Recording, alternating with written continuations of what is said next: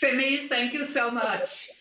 So we have had many discussions during the day with many wonderful people on how we recover stronger from COVID-19 and how we address all the challenges that goals are representing. The topics we are going to discuss now, leadership for the global goals, is one of my favorite topics. And I'm so delighted that we are launching today, together with Russell Reynolds, a very interesting study on this topic. You know, it's interesting that in 2015, we know that 47% of the CEOs of the companies in Compaq were engaged in this agenda. 74%. The same today in 2020 is 74%. It was 47 back in 15. So there's no doubt that this is becoming a truly strategic agenda that is moving into the boardroom. Of course, the question is, how are CEOs and boards engaged in this agenda? And that is what we hope to explore. So this session is very much about where the rubber really hits the road. And I'm delighted to hand over to Clark Murphy, who is the CEO of us, to take us through the session. Please, Clark, over to you. Thank you, Lisa. And as Roberto said in the last session, the role of leaders is central to this. It's critical. So it couldn't be a more interesting segue to talk about it. And thank you for your partnership in this research study. At Russell Reynolds Associates, our mission is to improve the way the world is led. And we're honored to have had this partnership and work together for a year. Every year, we recruit thousands of leaders into C-suite and board roles around the world. And these leaders not only impact their own organizations, but also the world in which we live. And everyone recognizes that sustainability is critical. Ironically, though, it's not really been a factor in how some of these leaders are selected. And that's not just an assertion. Let me walk you through a little bit of analysis that we did. In looking at over 4,000 specifications for C-suite leaders in board roles, we found that only 15% of those specifications made clear reference to sustainability. The question, though, is really where in the specification are the references made? Do they just describe the company or, in fact, the requirements for the selection of the person for the job?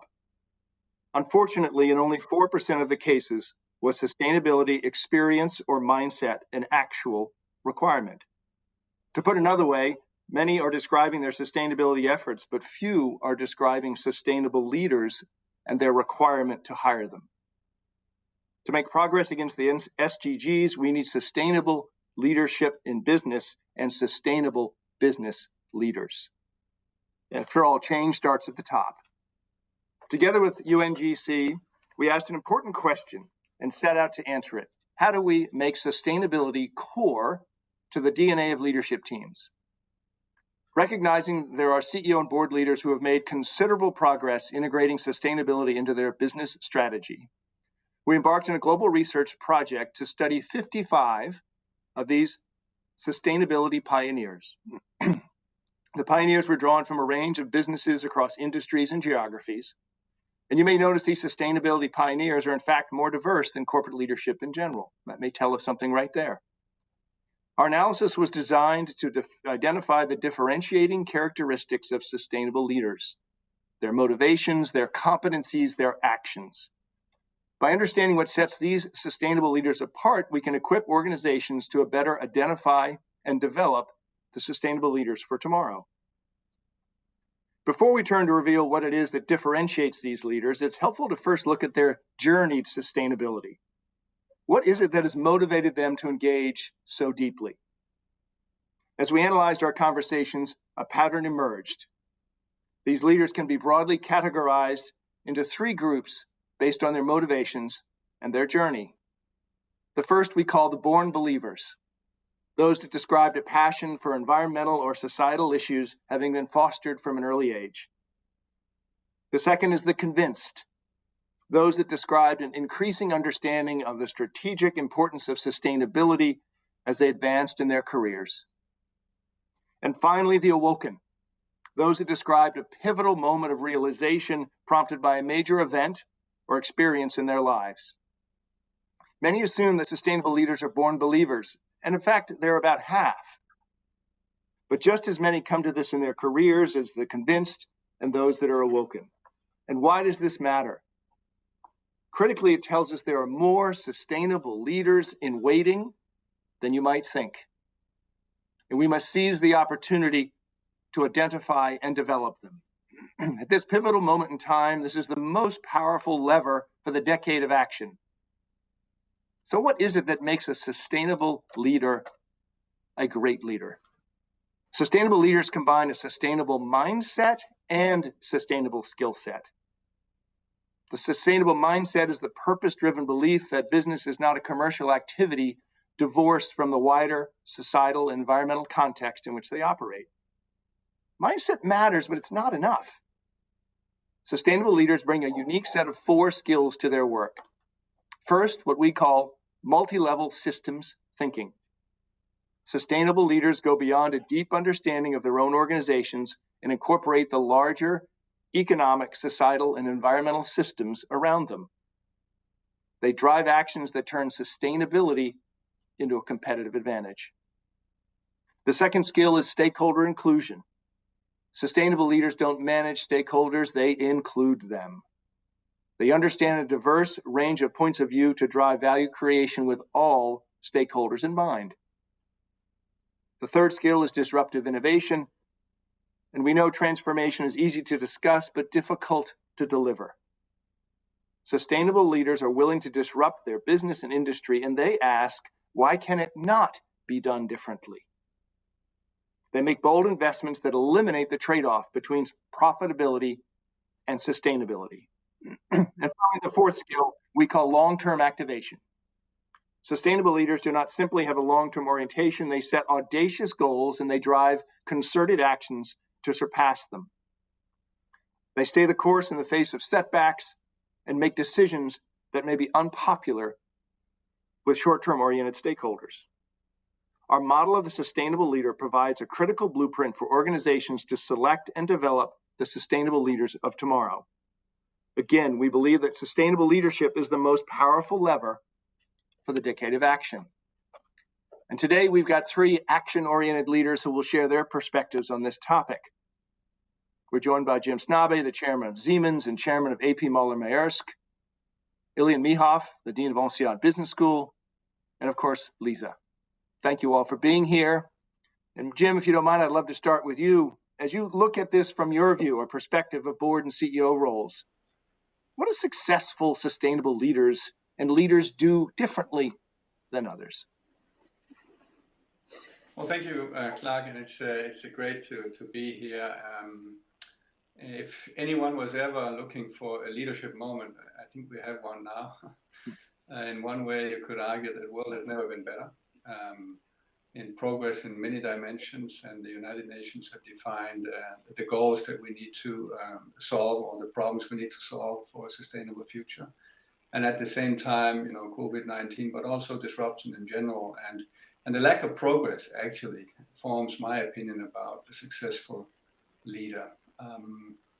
If I should summarize it in real short, I've always argued that successful leaders have bigger dreams and they care more about the relevant details that really make up the change that is necessary. So those 2 dimensions are kind of, for me, the key definition of a great leader. The dream is important to inspire people about a better future. You have to be ambitious, as you said. And I think you need to create followership. Otherwise, you're not really leading. But I think attention to the details that really matter, where the biggest change is needed, where the assumptions need to be revisited, requires a dedication of effort and time from a leader, so that the dream doesn't just stay a dream, but actually gets implemented.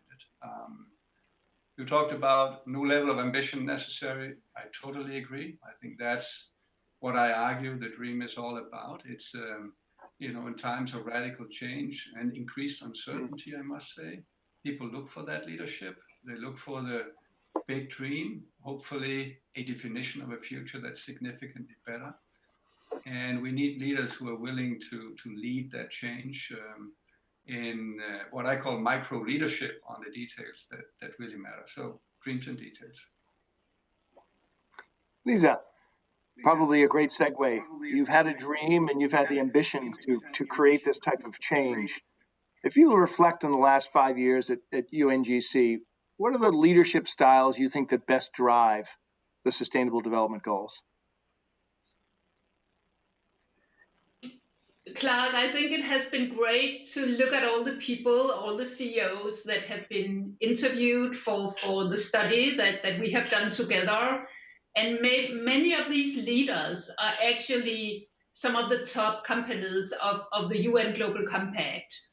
And I think that the characteristics for these leaders, but certainly also for what we have done at the Compact, is to have, how should I say, the courage to do a real transformation that is not only an incremental transformation where you make a few adjustments, but a transformation that really requires breakthrough innovation and taking some deep steps into the unknown. And to me, that's some very important characteristica of a leader that have to run any transformation, maybe particular at this moment in time, because if you don't really buy into the transition and own it yourself, it's very difficult to motivate people around you and make a team out of everyone and sort of make them follow you. So I think we shouldn't forget that even though this is a moment of opportunity, it's also a moment for very brave leaders because we need to transform many sectors. We saw that in DNV's 20 years report for Global Compact. We need to transform the way we make social inclusion part of companies' responsibility strategies.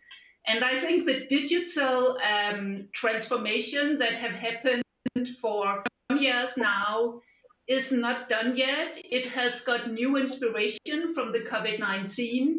But personally, I clearly see the next wave of business transformation to be one that is related to responsibility and sustainability in companies. There you go.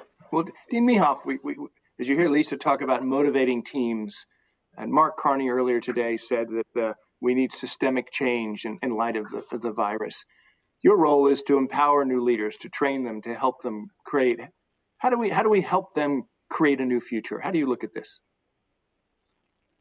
Well, first of all, happy birthday to UNGC. 20th anniversary. It's a big thing, and congratulations to Lisa for leading this organization for the last 5 years. And Lisa, you can definitely take credit from moving 47% to 74% of people engaged with SDGs. So this is, I think, really good news. But going back to your question, what is, how do we actually empower these people? How do we make sure that they make the change that we need? And Clark, I think that actually you said it very well. You need the mindset and you need also the skill set.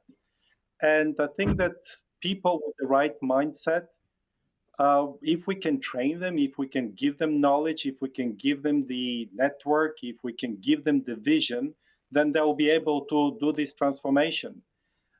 Mindset alone is not sufficient, or the values, or these are the foundations. And I think that you're also pointing out to this, because if you just have the beliefs and the values, these are the foundations that are not enough. You have to build on them, and you have to reimagine the new world on the top of this. So the way that we need to do this is, first and foremost, is create knowledge. We still lack a lot of understanding of how to build new business models in certain areas, how to measure properly trade-off between risk, return, and impact. And on the top of building these frameworks and thinking about these models, We have then to figure out how to translate this into practice and how to teach our students, our participants, how to transfer knowledge from one company to another company, so that those companies that have figured it out can actually be a source of information for the others. Many schools in the last few years actually have changed their curriculum. At INSEAD, we changed our curriculum 2 years ago. We created a set of required core courses on business and society, because we know that change will happen and it has to happen. And we want to be those who accelerate this change. Last year we started also boot camp on SDGs for our students, and we created a dozen of courses so that address sustainability, inequality, gender equality, and so on. So I think that knowledge creation, knowledge transmission is one thing that is very important, but equally important, I think it is the sense of community. I think that it is very important what we're doing here together with the UNGC, with businesses, governments, NGOs, is to realize that the future of the world is a joint project. We are all involved. We are writing this future together. And in the beginning of this calendar year, actually, we did something, quite brave, I would say. We challenged our community, alumni, students, staff, faculty, everybody, to remove single-use plastics from their homes and offices. And it's not easy because habits are persistent. But I think that at the end of the day, the power of this exercise was that when you realize that you're not alone, that your just simple plastic bottle by itself is consequential because it leads to other people do the same thing, it's very motivational. And the last thing I want to say is that it's something that also Jim said and previous speakers were mentioning, that you really have to imagine big things. You have to dream. You have to embrace systemic change. And I think that actually that's also comes in your report, Clark, about systemic thinking. Because these are extraordinary times, and you have to embrace systemic change. But it is difficult. So we have to go to the core of the problem. Today, when we look at the Black Lives Matter movement, we definitely hope that this will lead to the end of the incredible injustice and pain that Black people have endured over centuries. But we also know it will not be easy, because change has to start at the roots. Children have to be educated differently.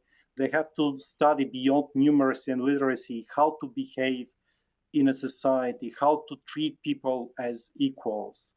The same thing is with sustainability, because it's a systemic change. And without education, it's not going to happen. What I really like about UNGC is that it gives us a unique opportunity to create a dialogue between businesses, governments, and NGOs. We have relied in the past too much on governments to solve everything.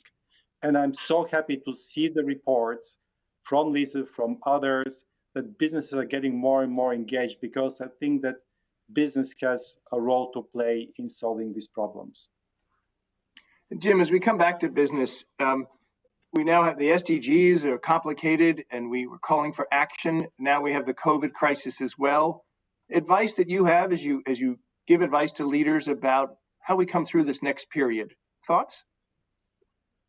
Yeah, no, I think this is very, very important. I mean, there's a huge risk that this COVID situation would come to the wrong conclusions, like let's reverse globalization, or let's postpone sustainable solutions because this is not the time. We have other priorities, and I think those are the wrong conclusions.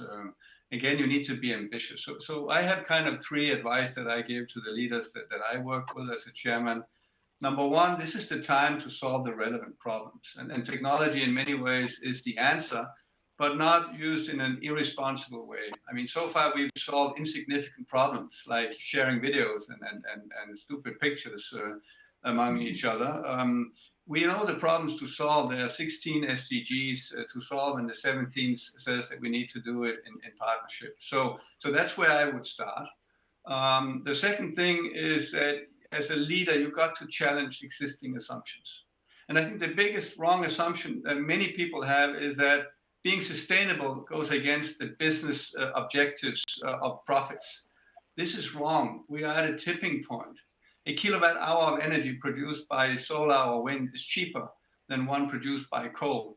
So this is the moment where we don't have to think about how we spend our money on making the world more sustainable, but how we earn our money, so that in the process of earning the money, we make the world more sustainable. And then this whole thing becomes sustainable. And my last plea is have a holistic point of view on what business is. Yes, you need to run a business for profit, but you have to include all stakeholders. I think you call it multi-level, what you call multi-level system thinking, but also stakeholder inclusion. And I think this is key. And understand, where do you deliver the value? Which of the SDGs can you influence? And make sure that your company leverages this opportunity to dramatically move forward. We need a much faster process to solve the SDGs in the time to set out. And this is the time to accelerate exactly that. Lisa, we talk about pools of leadership and the actions that Jim talked about. How do we have more diverse, not just more sustainable leaders, but grow the pool of diversity? Now seems to be the moment, again, as Dimi Hoff talked about what's going on in Black Lives Matter as well. Yeah. Well, it's hard to predict about the future. But, I strongly feel that business leaders need to become social activists in the coming years and really what their employees and stakeholders are expecting from the company in terms of how it contributes to bringing down the social inequalities in the world. And I mean, Clark, let me give you one example. We have spoken for many years about being inclusive in companies, creating better diversity. Often this has been between men and women. That has not been very successful. For example, at the moment, I think 7% of the CEOs in Fortune 5 are women. But despite that, I think the next phase is going to be, how do we avoid exclusion? So it will be an agenda that's more dramatic than it is today. And clearly we already see how the racism, how the killing of Floyd has created a whole new movement around the world. And, companies sit at the center of their stakeholders. This is what young people are interested in. This is what young leaders want to be assured about, that the companies they work for is part of being a force for good in the world. So I think the COVID-19, with many other learnings, also has put a lot of emphasis on the social inequalities in the world and how dramatic they actually are. We knew that already when we took stock of the SDGs in September last year, and climate and social inequalities came out as the two biggest gaps. But we didn't know by then that in May, 45 million people were put back into absolute poverty, and that the world's attempts to roll back poverty has now been put 20 years back. So I think there's a new agenda coming up here that needs some good attention. Right. I see we're getting the call for time, but I think we end where we start. Leadership has never been in more demand. Leaders need to step forward to lead, to change the world, and to have this decade of action become a reality. There'll be a series of panels through the rest of the day, hosted by some of these pioneering leaders, as well as members of UNGC. And we look forward to continuing the discussion about the role of leadership and making sure we identify, retain, and recognize those great sustainable leaders of the world. Thank you all for hosting. Lisa, congratulations on your 5 years and all you have done to make this become a reality. Thank you very much. And thank you, panel. Hello there, delegates. Thank you for being part of the Leaders Summit 2020, the UN Global Compact's 20th anniversary. So right now, registered around about 17,000 of us from around about 180 countries and then some. The reason why we're virtual, the reason why we are social distancing to the max is because of COVID-19. It would not be right to have this gathering without the help, the assistance, the advice, the guidance, the cheerleading of Dr. Tedros Adhanom Ghebreyesus. He is the Managing Director of the WHO. Good morning, Dr. Tedros.